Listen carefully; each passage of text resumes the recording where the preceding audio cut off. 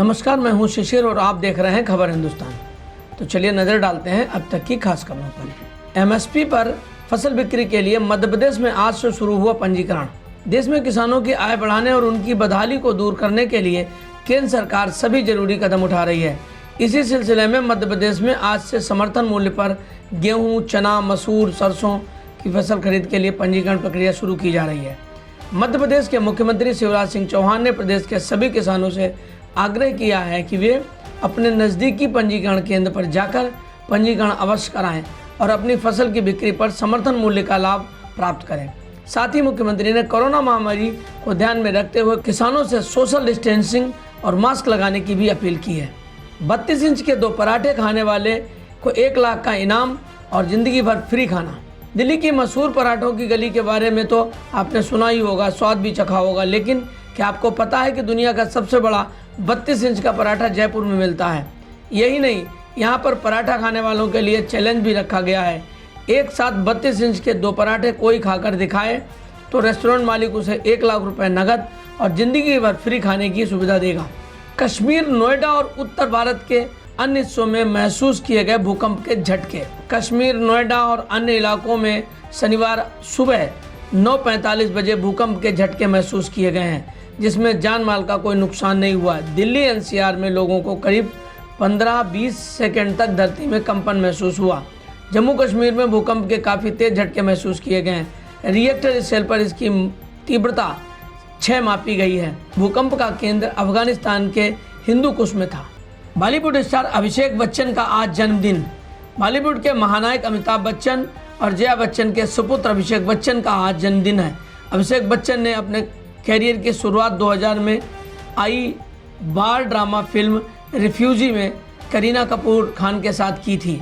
इस फिल्म में तारीफें मिली और फिर अभिषेक लगातार फिल्में करने लगे। आज उनकी खुद की संपत्ति करोड़ों की है और वो पिछले 20 साल से इंडस्ट्री में है। उनकी नेटवर्थ करीब $28 मिलियन है, यानी कि लगभग 203 करोड़ रुपए। यानी 20 अप्रैल 2007 में अभिषेक बच्चन और ऐश्वर्या राय शादी के बंधन में बंधे। दोनों की एक बेटी है जिसका नाम आराध्या है। कोरोना के मामले में ICMR का दावा मार्च तक खत्म हो सकती है तीसरी लहर। भारत में पिछले 2 महीने से कोरोना की तीसरी लहर चरम पर है। हालांकि पिछले कुछ दिनों से कोरोना के नए मामलों में काफ़ी कमी देखी जा रही है। इसी बीच विशेषज्ञों ने सुझाव दिया है कि संक्रमण की तीसरी लहर मार्च तक खत्म होने की संभावना है, जबकि महाराष्ट्र, दिल्ली और पश्चिम बंगाल सहित कई राज्यों ने अपने एक्टिव केस में गिरावट दर्ज की है। भारतीय आयुर्विज्ञान संस्थान परिषद के एक अधिकारी के अनुसार देश के कुछ हिस्सों में इस महीने के अंत तक तीसरी लहर के कम होने की संभावना है। गोरखपुर में योगी के सामने बीएसपी ने उतारा मुस्लिम चेहरा। बहुजन समाज पार्टी ने शनिवार को 6वें चरण के लिए 54 उम्मीदवारों की लिस्ट जारी की है। इस लिस्ट में 11 ब्राह्मण और 7 मुस्लिम वोट चेहरों को मौका दिया गया है। इसके अलावा 6 महिला प्रत्याशी भी हैं। गोरखपुर शहर से बसपा ने मुख्यमंत्री योगी आदित्यनाथ के सामने मुस्लिम चेहरा उतारा है। यहाँ से ख्वाजा शमसुद्दीन को टिकट दिया गया है। टिकट में नहीं थम रहा सियासी रण, अब अमेठी में टिकट मत देना मेरी सौतन को। अमेठी के राजा कहे जाने वाले पूर्व केंद्रीय मंत्री संजय सिंह ने 2 शादियां की हैं। पहली पत्नी गरिमा सिंह को तलाक देकर 1995 में अमिता से शादी कर ली। पहली पत्नी गरिमा अमेठी से भाजपा की मौजूदा विधायक हैं। दूसरी पत्नी अमिता 2002 में भाजपा से और 2007 में कांग्रेस से अमेठी की विधायक रही हैं। 2017 के चुनाव में भी एक दूसरे के खिलाफ मैदान में थी। संजय सिंह 2019 में कांग्रेस और राज्यसभा की सदस्यता छोड़ भाजपा में आ गए थे। अब संजय अमिता को भाजपा से टिकट दिलाने के चक्कर में हैं, जबकि गरिमा पहले से भाजपा में हैं और टिकट की प्रबल दावेदार हैं। पेच फंसा हुआ और टिकट डिसाइड नहीं हुआ है।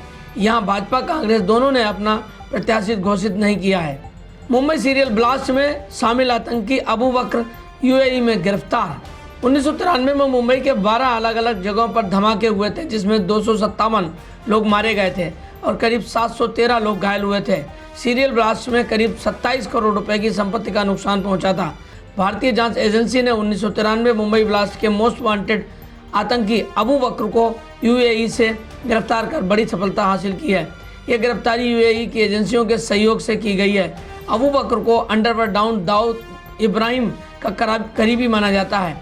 काफ़ी दिनों से उसकी गिरफ्तारी के लिए ऑपरेशन चल रहा था। रिपोर्ट्स के मुताबिक जल्द ही अबू बकर को भारत लाया जाएगा। अलीगढ़ में सियासी समागम, एक तरफ अखिलेश यादव, दूसरी ओर प्रियंका गांधी। चुनावी काउंटडाउन के बीच सियासी पारा लगातार हाई हो रहा है। इसी कड़ी में शनिवार को शहर में सियासी समागम होने जा रहा है, जिसके जरिए हर दल के स्तर के वोटरों का मंथन किया जाएगा। आज प्रस्तावित कार्यक्रम के अनुसार अलीगढ़ में एक तरफ सपा अध्यक्ष अखिलेश यादव तो दूसरी ओर कांग्रेस की उत्तर प्रदेश प्रभारी प्रियंका गांधी का कार्यक्रम तय है। वहीं भाजपा के कई नेताओं के भी आने की चर्चाएं हैं, जिनमें केंद्रीय मंत्री पीयूष गोयल के आने पर संशय है। घट गया देश का विदेशी मुद्रा भंडार, 4,531 अरब डॉलर की आई भारी गिरावट। देश के विदेशी मुद्रा भंडार में 4,531 अरब डॉलर की कमी आई है। यह 28 जनवरी को समाप्त सप्ताह में घटकर 629.755 अरब डॉलर रह गया है। ये जानकारी भारतीय रिजर्व बैंक से मिली है। रिजर्व बैंक की तरफ से शुक्रवार को जारी आंकड़ों के अनुसार 21 जनवरी को समाप्त सप्ताह में अपना विदेशी मुद्रा भंडार 67.8 करोड़ डॉलर घटकर 634.287 अरब डॉलर रह गया है। विदेशी मुद्रा भंडार में गिरावट आने की वजह कुल मुद्रा भंडार का अहम हिस्सा माने जाने वाले विदेशी मुद्रा आस्तियों FCA में गिरावट आना है। रिजर्व बैंक के आंकड़ों के अनुसार इस सप्ताह FCA 3.504 अरब डॉलर घटकर 566.77 अरब डॉलर रह गया है। तो ये थी अब तक की खबरें। अगला अपडेट पाने के लिए बने रहिए मेरे साथ और देखते रहिए खबर हिंदुस्तान। नमस्कार।